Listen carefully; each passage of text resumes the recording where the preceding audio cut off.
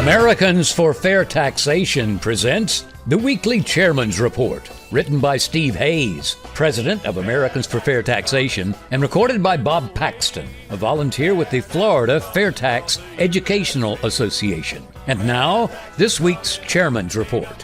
Hello, I'm Bob Paxton with the AFFT Chairman's Report for Friday, June 2nd, 2023. Governor DeSantis has joined the fight for freedom from the IRS.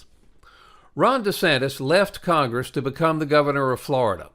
In a state where recent gubernatorial elections have been decided by 1 percentage point or less, Governor DeSantis was reelected by 20 percentage points. Now, he's being attacked for co-sponsoring the FAIRtax while he was in Congress. Now, this isn't something new for him.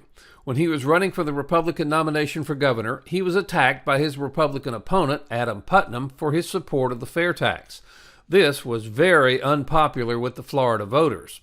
In the debate between DeSantis and Putnam, Putnam was loudly booed when he criticized DeSantis for his support of the FAIRtax. DeSantis went on to win the primary and ultimately be elected governor in 2018. The desperate and dishonest attacks on the FAIRtax continued to intensify and have even spread to an unlikely source, a political action committee, MAGA Super PAC, that supports former President Donald Trump. Now, this PAC attacked Governor DeSantis again because he co-sponsored H.R. 25, the FAIRtax bill, while he was in Congress.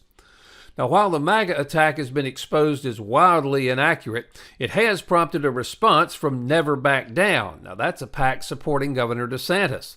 That PAC points out the inaccuracies of the MAGA ad and also contains video of former President Trump favorably mentioning the FAIRtax.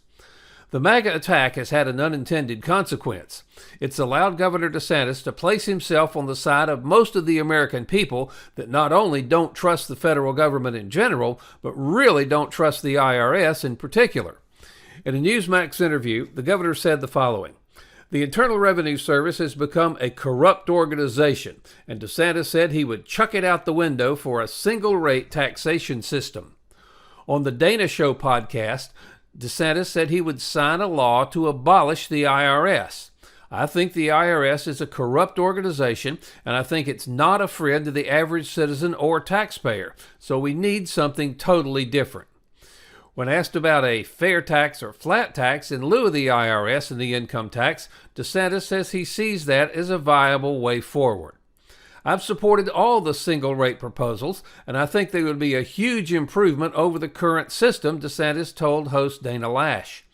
"And I'd be happy to take this tax system, chuck it out the window, and do something that's more favorable to the average folks." When the Biden administration put an expansion of the IRS with 87,000 new agents in place, DeSantis said, "Of all the things that have come out of Washington that have been outrageous, this has got to be pretty close to the top." DeSantis said last August, according to Florida Politics, "I think it was basically just the middle finger to the American public. That's what they think of you." In conclusion, now all of the candidates for the Republican nomination will have to answer questions on whether they support the IRS or they want to get rid of it. Can they say with a straight face that the 87,000 new IRS agents will really not be weapons of the D.C. establishment to further exert control over the American people and groups that oppose their power? Do they take issue with President Reagan's famous statement? The most terrifying words in the English language are, "I'm from the government and I'm here to help." The American people should thank former President Trump and the MAGA PAC for making the elimination of the IRS a campaign issue. Now, candidates in both parties can no longer dodge the issue. They will have to take a side. Is it better to keep the income tax in the IRS or eliminate them? And of course, you can't have an income tax without the IRS, so if you want to get rid of one, the other has to go with it. Now, there is an alternative, and it's ready to go: the FAIRtax. Now, many in D.C. oppose the FAIRtax because it would transfer power from the government to the people, while at the same time giving the people a better chance of succeeding on their own. Isn't it time to end this ludicrous tax collection system and the IRS? When the FAIRtax is enacted, there will be no need to fear being audited by the IRS because there will be no more IRS. Under the FAIRtax, there will be no more tax returns. We'll pay our taxes when we make retail purchases of new goods and services. Now, there's going to be a vote on the fair tax in the House of Representatives. Speaker McCarthy and the other elites didn't want it, but it was forced on them. So we now have the opportunity to force all members of the House to show where they stand. They can vote for the president income payroll tax system, or they can vote for the fair tax. They can support the corrupt income tax in the IRS, or they can vote to eliminate it. It can't be any simpler than that. They can hide the true cost of government, or they can pass the fair tax and show everyone the true cost of government on every retail receipt. They can support the largest transfer of power from the government to the people, the fair tax, or they can oppose it.